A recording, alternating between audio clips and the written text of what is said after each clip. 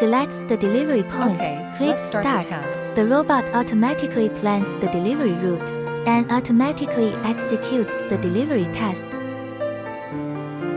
After arriving at the delivery point, it broadcasts a voice message to pick up the meal. Your delicious food has been served. Please take away the food on the first layer. After the task is completed, it Enjoy your automatically meal. returns to the production I'll go point. now. Okay, let's start the task.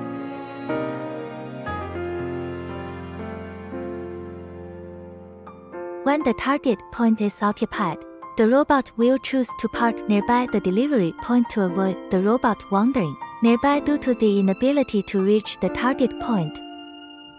Your delicious food has been served. Please take away the food on the first layer. Enjoy your meal. I'll go now. When two robots are driving towards each other and the aisle is not wide enough for both robots to pass at the same time, according to the autonomous scheduling navigation algorithm, one of the robots will actively avoid and wait for the other robot to pass before continuing.